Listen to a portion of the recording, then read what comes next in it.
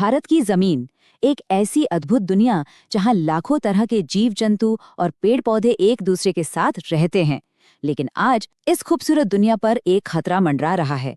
तो आज हम भारत की इसी बायोडायवर्सिटी, इसके सामने खड़ी चुनौतियों और इसे बचाने की एक बहुत ही पावरफुल कहानी को समझने वाले हैं। हे ईश्वर, मुझे झरनों से, नदियों से, पहाड़ों और जंगलों से, यहाँ तक कि कीड़ों और जानवरों से भी तुम्हारा संगीत इकट्ठा करने दो। लेप्चा समुदाय का ये लोकगीत कोई आम गीत नहीं है। ये प्रकृति के साथ भारत के गहरे सांस्कृतिक जुड़ाव को दिखाता है कि कैसे यहाँ इंसान और प्रकृति एक ही सुर में बंधे हैं। चलिए अब इस जुड़ाव के जरा साइंटिफिक पहलू को समझते हैं, जिसे हम कह सकते हैं हमारे ग्रह का एक बहुत ही कॉम्प्लेक्स जाल। तो ये बायोडायवर्सिटी या जैविक विविधता आखिर है क्या? देखिए, आसान भाषा में कहें तो ये धरती पर मौजूद जिंदगी का पूरा नजारा है। छोटे छोटे बैक्टीरिया से लेकर विशाल ब्लू व्हेल तक सब कुछ। ये सारे जीव एक दूसरे पर निर्भर हैं, एक बहुत ही उलझे हुए जाल में बंधे हुए। और हम इंसान, हम भी इसी जाल का एक हिस्सा हैं। हमें जो साफ हवा, पानी और खाना मिलता है ना, वो सब कुछ इसी सिस्टम की देन है। और यही समझना सबसे जरूरी है, हम इस सिस्टम से अलग नहीं है, बल्कि इसका एक अटूट हिस्सा है।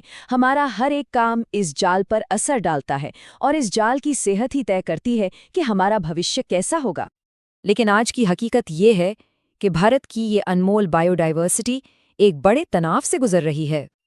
आपको पता है, भारत दुनिया के उन गिने चुने देशों में से है जहां जैविक विविधता का एक विशाल भंडार है। मतलब यहाँ इतने अलग अलग तरह के पेड़ पौधे और जीव जंतु हैं कि इसे एक ग्लोबल हॉटस्पॉट माना जाता है। मगर सवाल ये उठता है कि आज इस कुदरती खजाने की हालत असल में है क्या? 1827 ये नंबर बाघों का है। सोचिए, 20वीं सदी की शुरुआत में भारत में जहां करीब 55,000 बाघ थे, वहीं 1973 आते आते ये संख्या घटकर सिर्फ 1827 रह गई। ये गिरावट हमें दिखाती है कि हमारी बायोडायवर्सिटी कितने बड़े संकट में थी। तो ऐसा हुआ क्यों? खैर, वजहें कई थीं। व्यापार के लिए बड़े पैमाने पर अवैध शिकार, जंगल कटने की वजह से उनका घर सिकुड़ना, बाघों के शिकार यानी दूसरे जानवरों की कमी, और जाहिर है बढ़ती हुई इंसानी आबादी का दबाव। अब जब संकट इतना बड़ा था तो एक बड़ी सरकारी प्रतिक्रिया शुरू हुई। ये एक ऐसा सफर था जो कानून की किताबों से निकलकर जमीन पर कार्रवाई तक पहुंचा। ये सफर कई बड़े पड़ावों से गुजरा। कहानी शुरू हुई 1972 में, जब भारतीय वन्यजीव संरक्षण अधिनियम लागू हुआ। ठीक अगले साल 1973 में बाघों को बचाने के लिए प्रोजेक्ट टाइगर जैसा एक जबरदस्त अभियान शुरू किया गया। 80 के दशक तक इस सुरक्षा का दायरा और बढ़ा और इसमें तितलियों और दूसरे छोटे कीड़ों को भी शामिल किया गया। और फिर 1991 में एक ऐतिहासिक कदम उठाया गया, जब पहली बार पौधों को भी कानूनी सुरक्षा दी गई। किसी स्ट्रैटेजी के तहत जंगलों को 3 कैटेगरी में बांटा गया। पहले हैं आरक्षित वन, जो आधे से ज्यादा हैं और सबसे कीमती माने जाते हैं। दूसरे हैं संरक्षित वन, जो करीब 1/3 हैं और जिन्हें आगे किसी भी नुकसान से बचाया जाना था। और तीसरे हैं अवर्गीकृत वन, जो सरकार और लोकल कम्युनिटीज के अधीन आते हैं। लेकिन संरक्षण की कहानी सिर्फ सरकारी कानूनों और फाइलों से पूरी नहीं होती। इसके असली हीरो तो जमीन पर थे, वो सामुदायिक संरक्षणवादी जो सदियों से इन जंगलों के असली रक्षक रहे हैं। देखें, भारत में जंगल बचाने की कोशिशें कोई नई बात नहीं है। यहाँ के जंगल तो पारंपरिक समुदायों का घर भी हैं और ये लोग सदियों से प्रकृति के साथ मिलकर रहते आए हैं, उसकी रक्षा करते आए हैं।